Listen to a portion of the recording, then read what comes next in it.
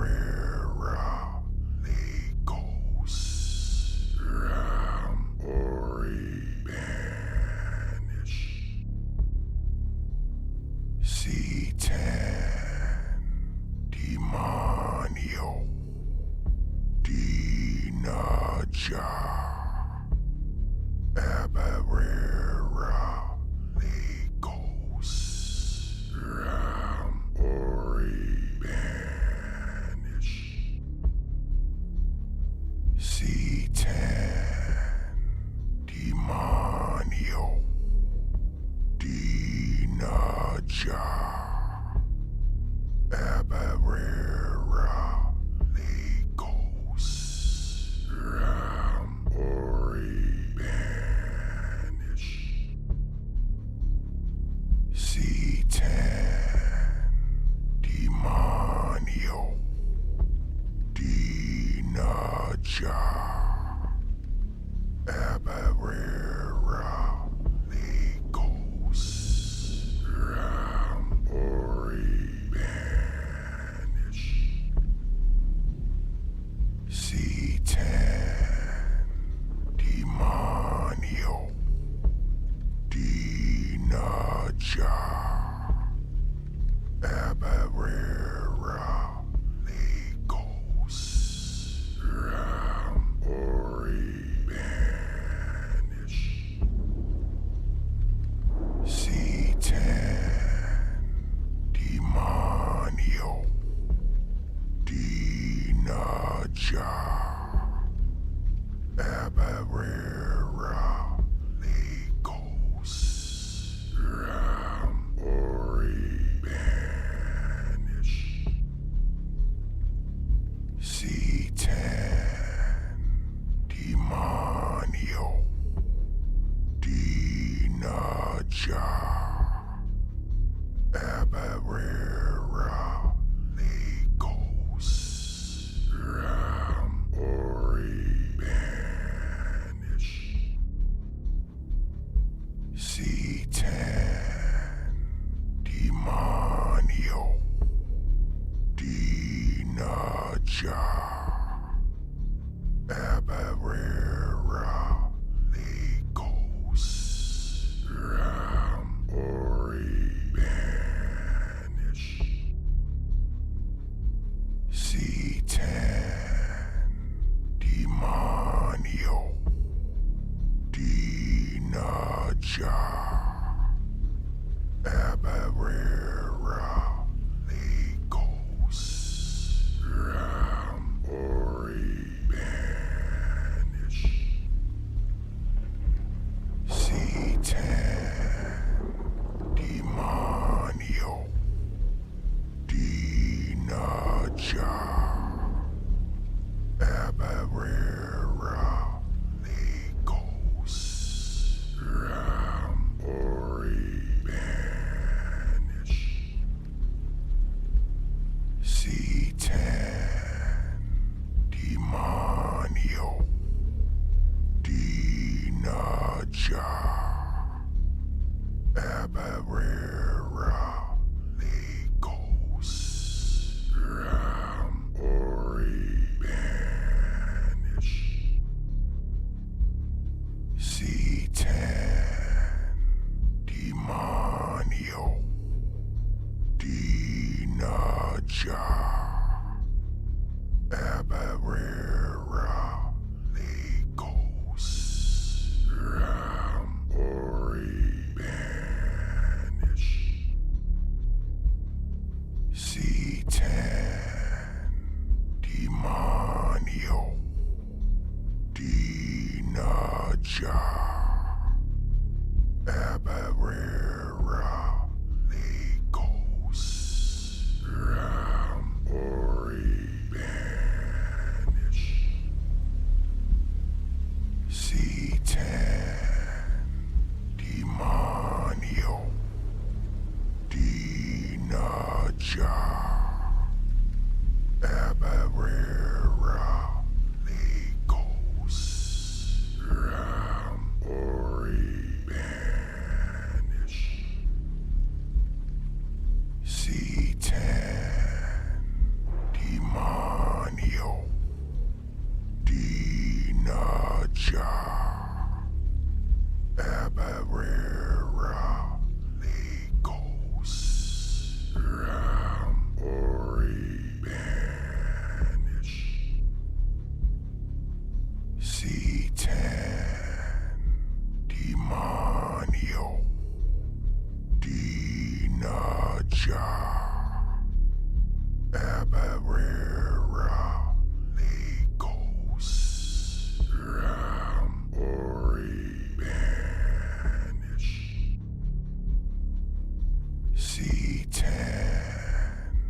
Demonio.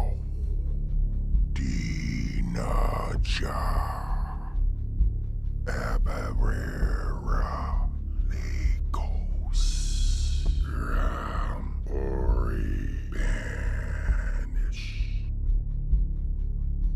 C10. Demonio. Dinaja. Abarera. Legos. Ram. Ori. Banish. C10. Demonio.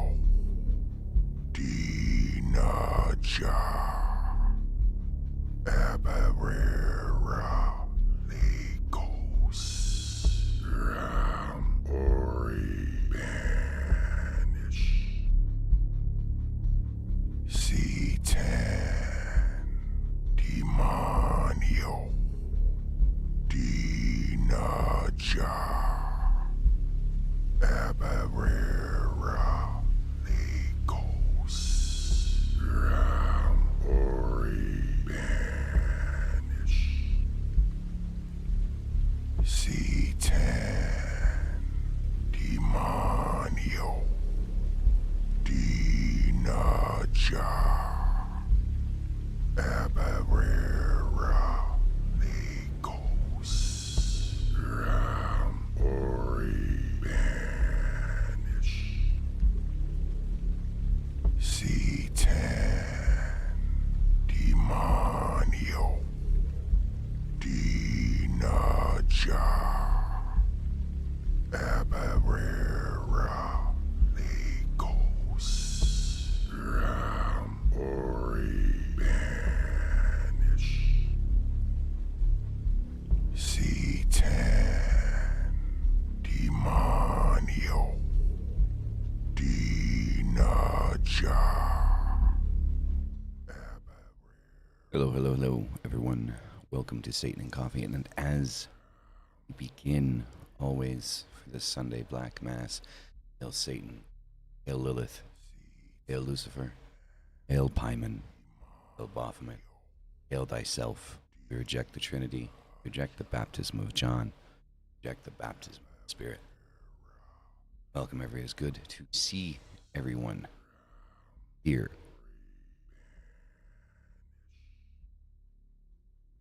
So, I kind of want to open up today, kind of talking about the importance of kind of like the "Hail Thyself" kind of mantra, right? Like why that's so important to me, and why that's so important for the content that I produce. So, if you don't have your coffee, go get it. It's not Satan and Coffee. Now coffee. So,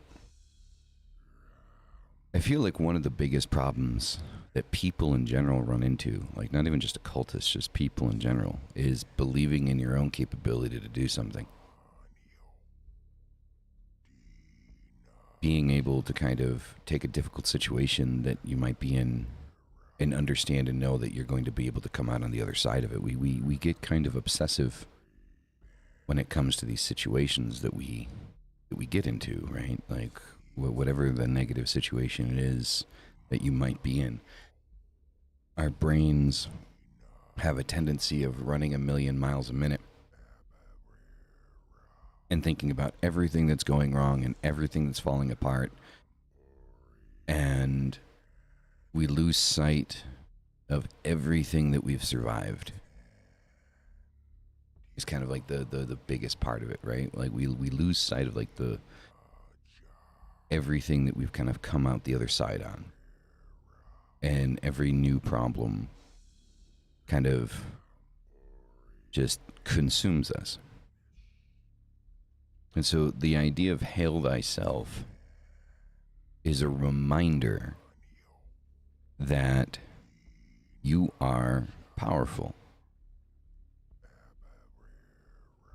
occultist, non-occultist, you are powerful. Everything you need to survive every situation that you will be in your entire life, you have inside of yourself. The drive, the motivation, the want, the desire, your dreams, your hopes, the things that you want to achieve each and every day, the things that you want to look forward to. It is very easy to feel like we're very powerless. And it's just rebalancing inside of new situations. It's one of the reasons why when things change for us, it becomes so difficult. When we have a quick and drastic change, our mental capacity to put the pieces together becomes frantic.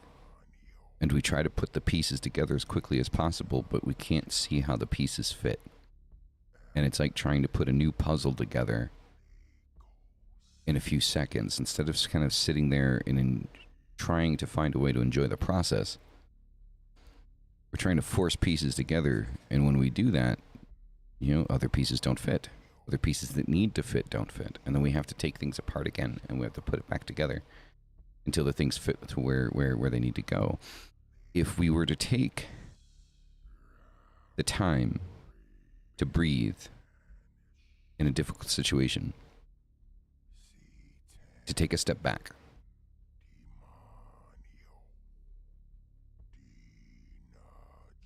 and regain focus in balancing in the direction that the pieces need to go, where they need to go, and how they fit, to fit them in correctly. Inevitably, we're going to get to where we need to be. But what changes is how many times you need to take a step back and then step forward again. Right?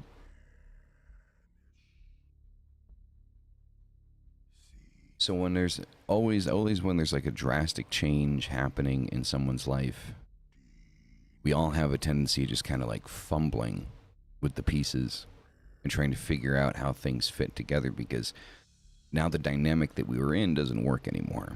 So now we need to go into a new dynamic. And new dynamics are scary because we don't know how they work. We don't know how the pieces fit. Right? We've never done it before, or it's been forever since we've done it.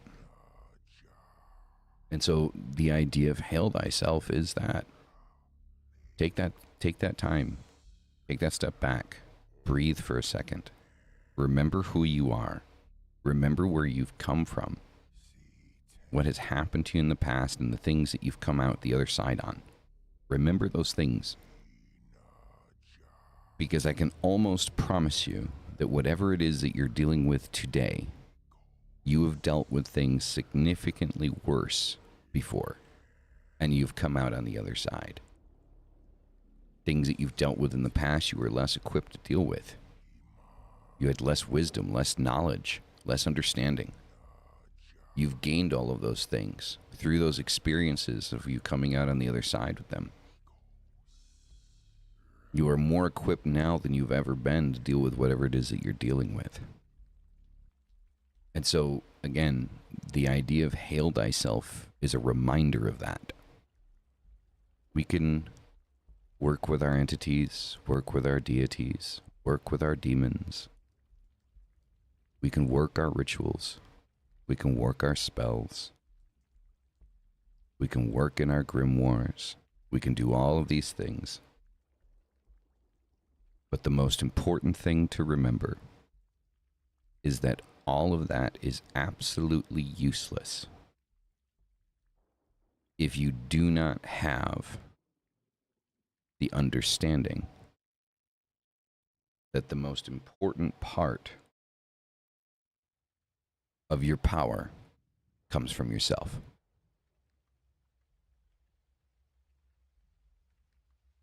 Hence the reason why it is always important to hail thyself. Believe in yourself. Believe in your abilities. Believe in your capabilities. Believe in your potential. Believe in your dreams. Believe in the things that you want to achieve in your life. Nobody else is going to believe in those things. Nobody else is going to believe into the things that you believe into, that you believe in, the way that you believe in it. Nobody. Nobody's going to believe in it, believe in you the way you are capable of believing in you. With that being said, let's begin reading. Let's see here.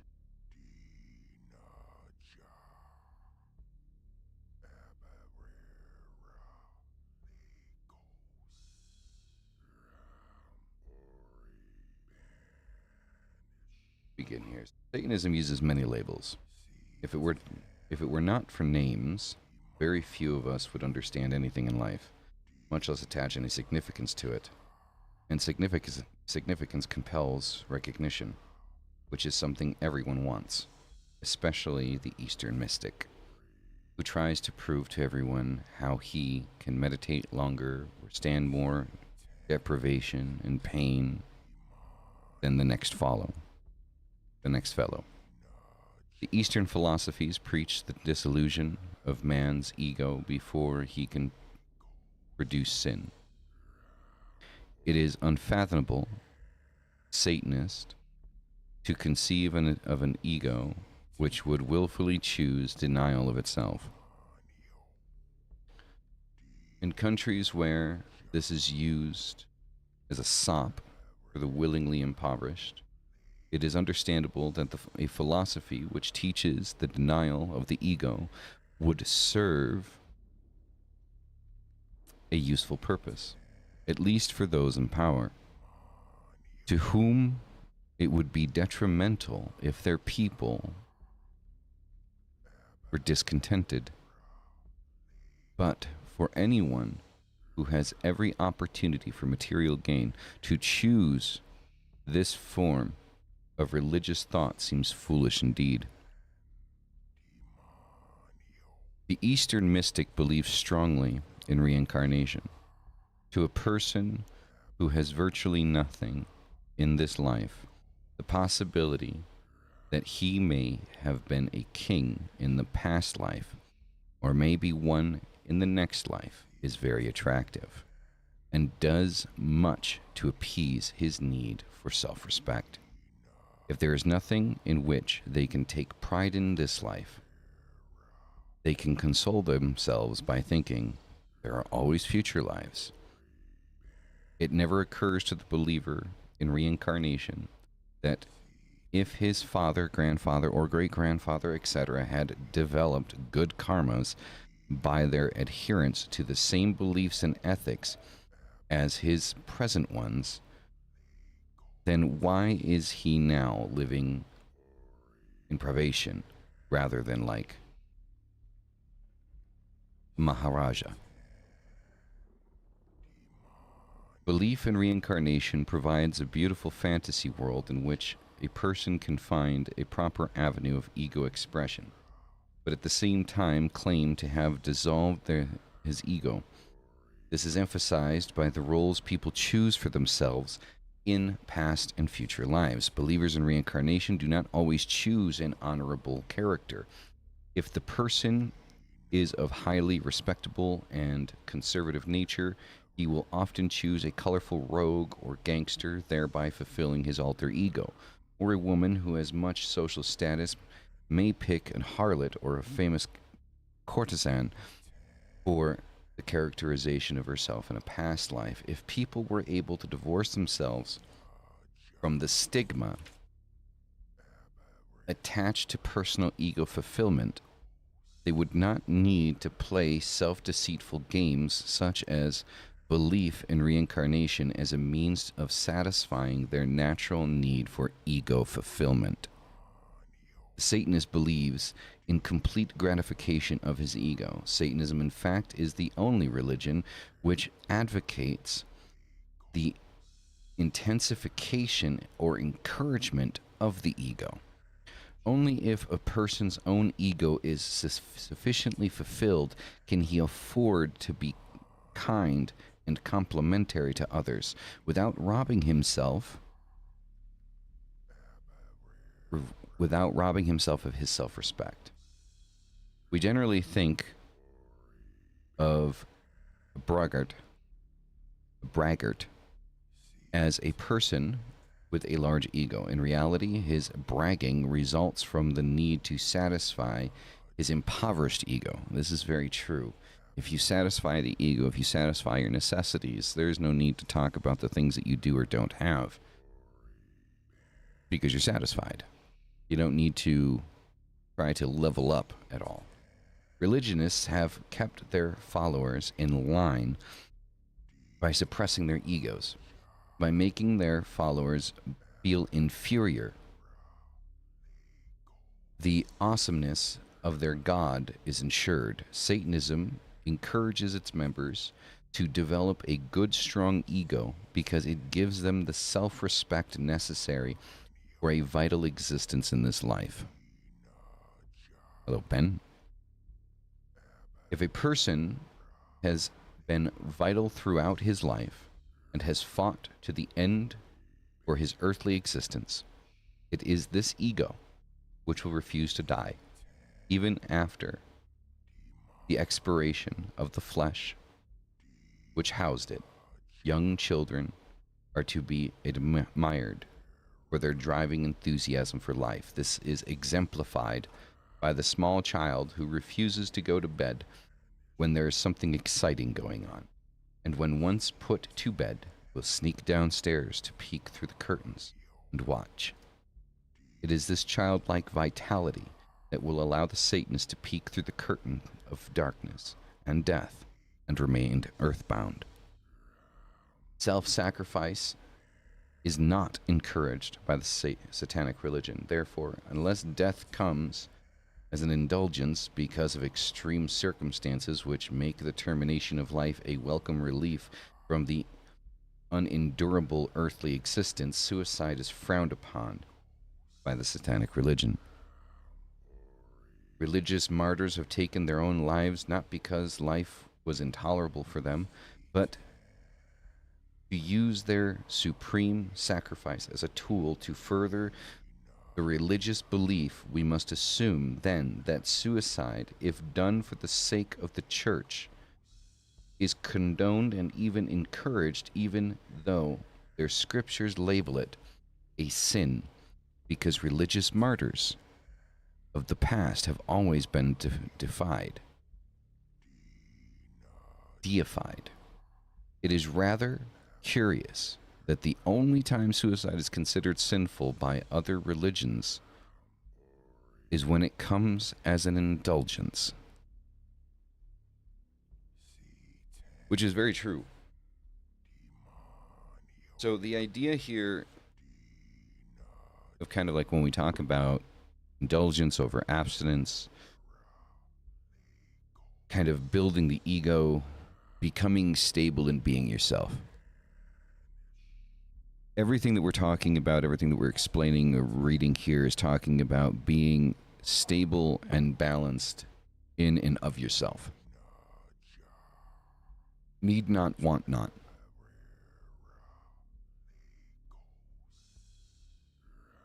If you focus on living your life the best that you can, you are more capable to give to others.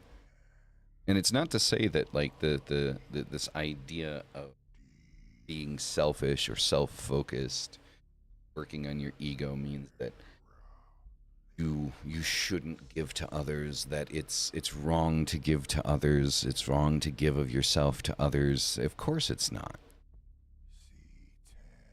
But it only makes logical sense to do that when you are actually able and in a position where you know what you're giving isn't going to make you need or want for more.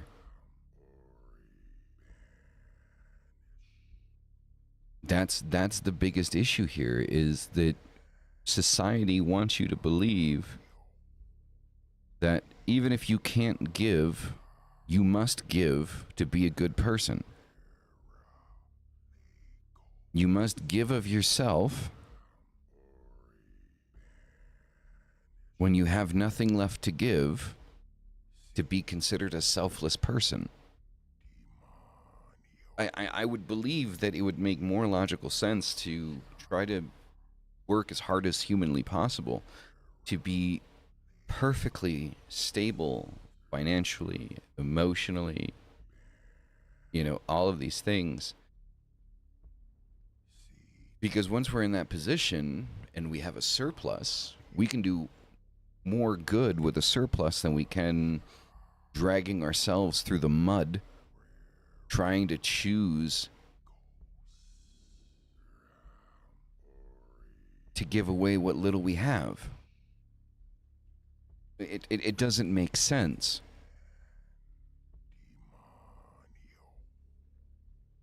And it does take into consideration the understanding that there are people out there, when we talk about, like, when we talked about the section of psychic vampires, that there are people that exist that want to just live off of other people, and we need to be wary of these people. Just because, and this is where, like, the idea of a meritocracy is extremely important. There's this idea that we want to dismantle the rich to give to the poor. And though I do fully believe that there are people out there that need and require a little bit of extra assistance to kind of get up off the ground and back onto their feet, maybe even some therapy, 9 times out of 10, a lot of people that are out on the street are out on the street because of choices that they have made. And this is coming from someone that lived on the streets 3 different times in my life.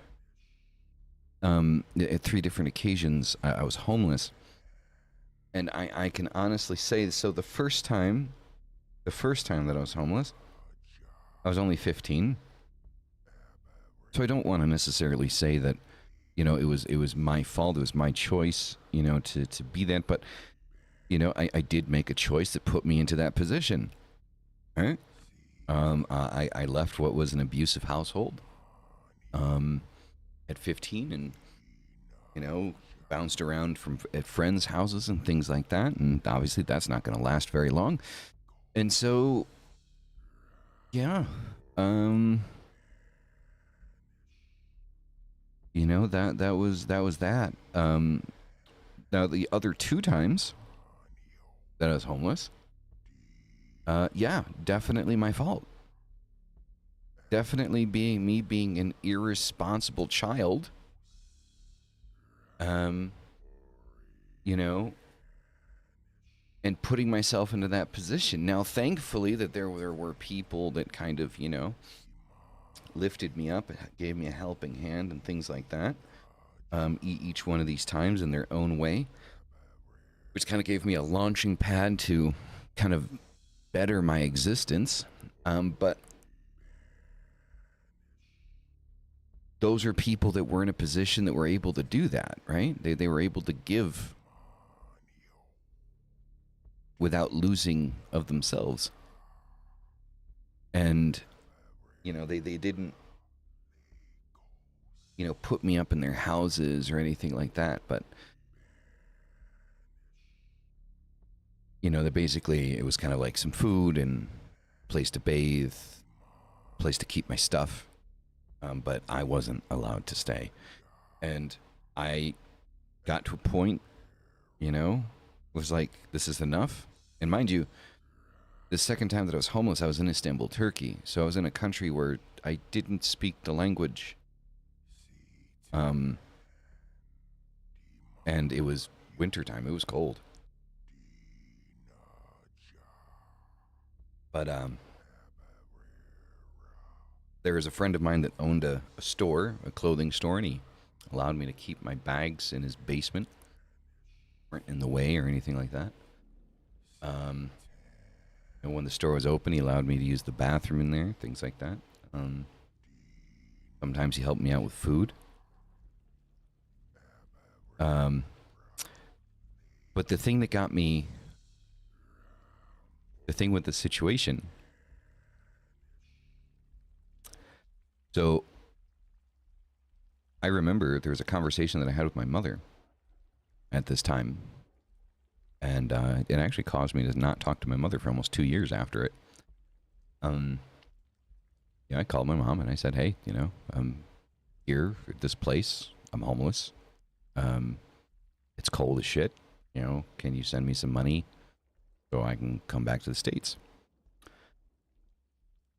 And my mother told me very sternly on the phone, you made a choice to move out, to be a man, to make your own choices, to live your own life. You are my son and I will always love you. But because you made the choice to be a man, you now must be a man. And at the time when that conversation had happened, I was furious. I was furious. How could my mother not help her own child?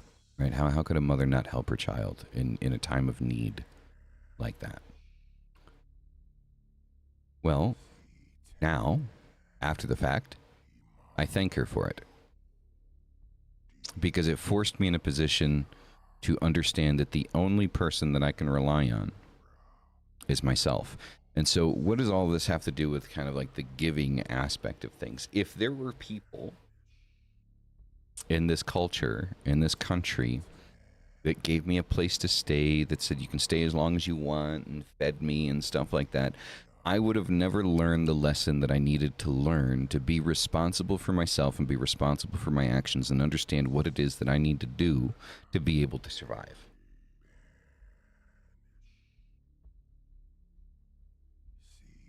I got just enough help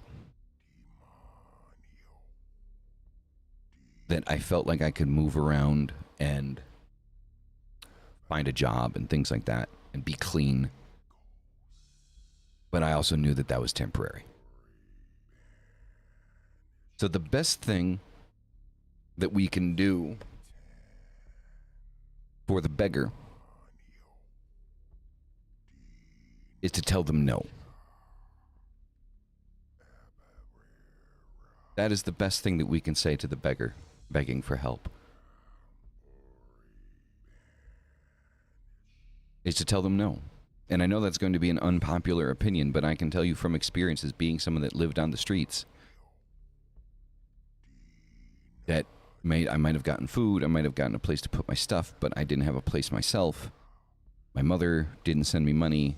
My family kind of turned their back on me. I needed to stand up on my own 2 feet. So when someone's begging for money, when someone's begging for your stability to be their own, the best thing that we can do is tell them no. Give them a sandwich. If they have a lot of personal belongings, maybe give them a place to put their stuff. But make sure that the work needs to be put in by them. And unfortunately, in this society, I thank my backstabbers. Because unfortunately, suffering is the way to true growth. A lot of sadness, but working through that was beneficial. Exactly. Working through the problems and finding the path to the other side yourself. So, and I don't blame anyone. Like, I'm not going to say I wasn't a victim because people didn't want to help me. I was a victim of my own stupidity. It was my fault that I was on the streets. It was my fault that I was homeless. I was being young and stupid and irresponsible. Thinking life was super fucking easy. And I learned that what I needed to do for me and how I needed to be. It changed my life, and it changed my life for the better. Now, the third and final time that I was homeless, I moved countries. So I went from Istanbul, Turkey to Mexico. So funny enough, Istanbul, they don't really care about red tape. Like if you're an American or somebody from Britain and you speak English and you walk into a school and say, hey, I'm a native English teacher. I'd like to have a job. And we're like, yeah, sure, you can start today. Like almost every school. I don't know if it's still like that, but when I was there, it was like that. Coming to Mexico was very different. I had this idea in my head that I was just going to show up and get a job and, everything was going to be hunky-dory. Well, I learned yet another lesson. When you move house and when you're moving house and it's in a different country, do your research. Make sure you look up how shit works where you're going. Because I had no idea how stuff worked coming here. And doing that put me in a bad situation until, again, I found some people that, helped me out on the minimum level. But I had to put the work in myself. Got a job with a German guy at an Italian restaurant. It was his restaurant. So that was good for a first job. He let me sleep in the kitchen so I didn't have to pay rent someplace or try to find someplace so I could save the money. And it was a very short stint of being on the street, but I was still on the street. But what I'd learned in Turkey, I knew that I can get out of that situation. Just a matter of time. And so the best thing that we can do is to tell the beggar no. When the beggar wants to live inside of our own happiness. It's not to say that you can't assist and you can't help, as so long as that assistance and that help doesn't put you back or in a bad or negative situation. So this idea of dismantle the rich because we want to give it all to the poor and the homeless is kind of a ridiculous idea for me, because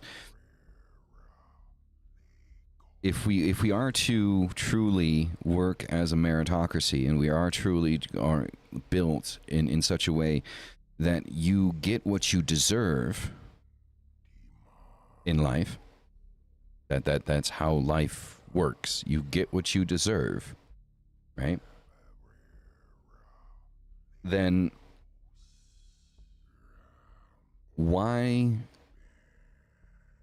are we trying so hard to give so many people free shit? Like, I'm just going to be completely honest. Like, why is it so many people are fighting for free shit? Life isn't easy. It's not supposed to be. This goes back to kind of like this idea that I've talked about a lot.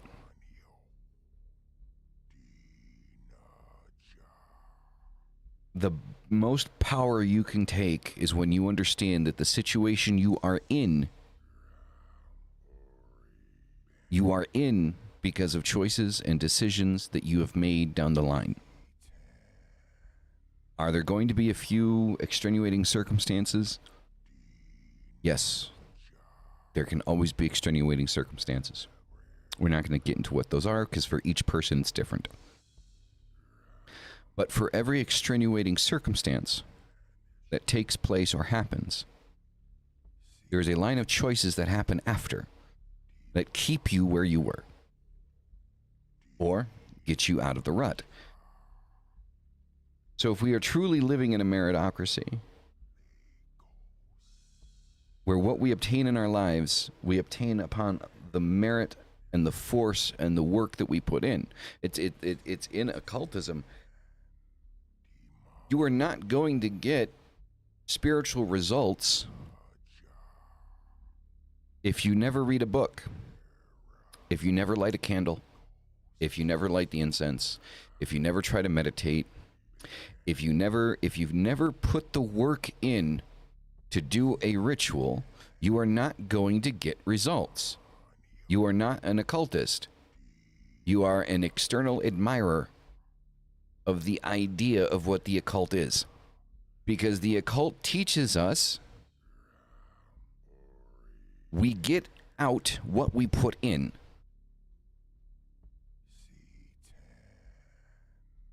That is all we are going to get. What we put into this shit is what we get out of it. And life is the same thing. What you put into it is what you get out of it. You need to be hypercritical and hyper analytical of your choices and the people around you. Look at where you are, understand where you want to be, and then see that path and blaze that motherfucker. Light that motherfucker on fire and fucking run.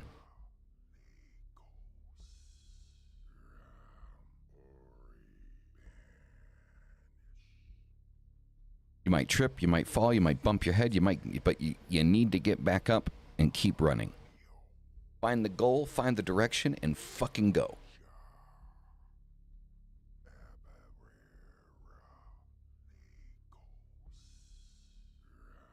We've all had extenuating circumstances in our lives. We've all had things happen to us that are out of our control. We've all been put into situations that we never asked for. But the reality of it is that if you stay in said situation, that is a choice. Being put there, maybe not.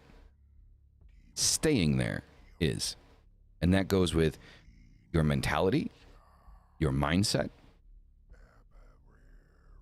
You may not have chosen to be depressed.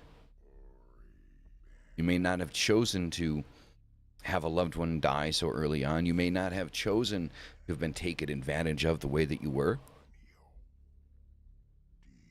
And I feel for you, and I sympathize, and I even empathize. But there comes a point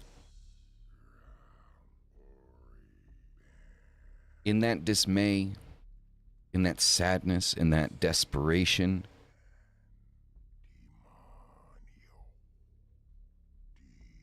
that staying in that emotion is an active choice you are making. It's not to say that shit doesn't fuck you up. Trust me, I'm the poster boy for that shit. There's shit that's happened to me that I'm still fucking working through. But it's a choice. I'm making the choice to work through it. I'm making the choice to not have it rule my life. It's a choice. Occultism teaches us those choices. Be in balance with yourself. Hail thyself. Your power is great. You need to stop feeling sorry for yourself and understand everything you've come out of, everything you've already gone through, everything you've come out on the other fucking side for.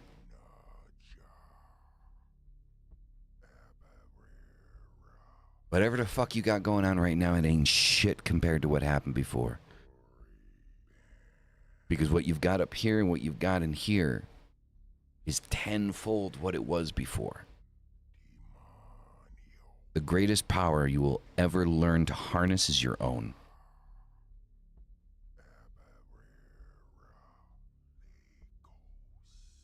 Be true to yourself. Respect yourself. Treat yourself well. Never give up on your dreams.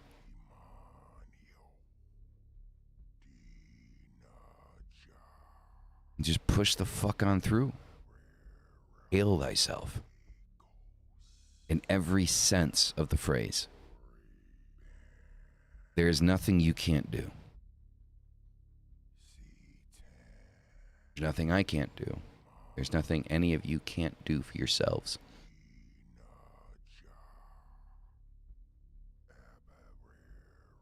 So, anyway, I believe that that is going to cover today's show. I do hope you all enjoyed it. I thank you all for coming. Evie, Lady Tessa, Seti, Gray, thank you all for being here. Ben, you guys are fucking amazing. You guys are the reason to do this. And again, as always, Satan, Lilith, Lucifer, Hail Pyman. Hail Baphomet. And most of all, hail thy fucking self. See you guys in the next one. Out.